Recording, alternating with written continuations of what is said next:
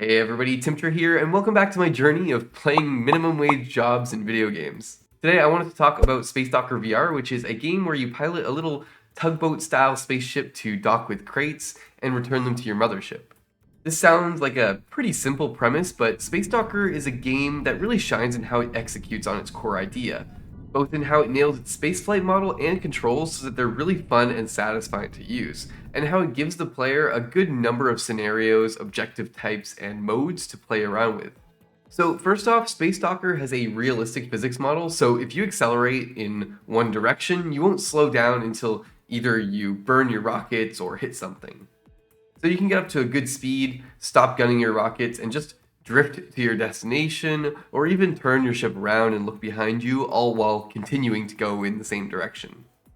This sounds pretty simple, but it's a recipe for a ton of fun when you combine it with the first-person perspective, a pretty nimble ship, and intuitive VR controls. So your controllers work like a pair of virtual joysticks where pushing forward or backward with your left controller applies acceleration, either forwards or backwards, while the left thumbstick translates the ship left, right, up, or down. Meanwhile, the right joystick controls the pitch and rotation of your ship. So basically, you just point your right controller the way that you want the ship to point, as if you're holding the ship. This may seem complicated, but trust me, I think it's pretty easy to pick up. Once you get your hands on the controllers yourself and you start to combine all these together, after a few minutes, things just kind of start to click. But maybe that's my 500 hours of KSP talking. It also helps that the tutorials in this game are surprisingly well done, with actual live action video of somebody, I really hope it's the dev, acting and dressed up like a safety instructor and making cheesy innuendos. Really yank it to eject the payload quickly and launch our crate home. However, you want to avoid any premature ejections. For instance, on top of being a really nice touch, this also made going through the tutorial feel a lot less handholdy. I guess seeing an actual person putting effort into making the tutorial not just feel like an afterthought really made me pay attention to it way more. Like the way that most games do tutorials with pop-ups or some person talking to you over the radio as you go through an obstacle course or something just feels so impersonal and makes going through them kind of feel like a chore, like going through those stupid online training videos when you start a new job. You're telling me that I shouldn't stick my hand in the cardboard compactor, but that's where hands go, bro. And I guess it's kind of fitting that this guy is literally satirizing that kind of video. Goes to show that it doesn't take too much to up your game. Just a Walmart brand construction worker costume and a dream. Either way, it's just really satisfying to master these flight controls. When you can just confidently and cleanly swoop and slide into the docking hangar at the end of a mission, man, you just feel so slick. Another thing to keep in mind is that the realistic physics applies to crates and other objects as well, so if you bump into a crate the wrong way, you can send it careening into an endless tumble, and you'll need to shoot it with some stabilization limpets, which are basically like these little robots which have their own thrusters on them, in order to get it to stop rotating before matching with its new speed and trying to dock again. It also means that you can dunk crates into the turn-in zone from super far away as long as you set them on the right path to coast down.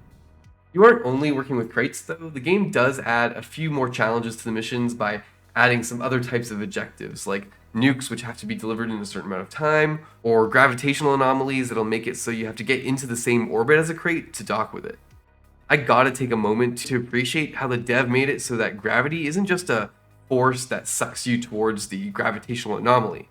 I imagine it would have been much easier to program it that way, but instead they went whole hog and just made a whole ass physics model that seems to represent gravity fairly accurately. I mean, you can even do gravity assist slingshots where you swing close to a gravitational body and then boost your ship as you go by to throw yourself into a higher orbit or even escape the gravity well entirely. Basically what the UNSC Spirit of Fire did back in Halo Wars. And this realistic gravity also lets the game do really cool things like make mini planets that you can orbit around for a few levels, which was seriously so cool.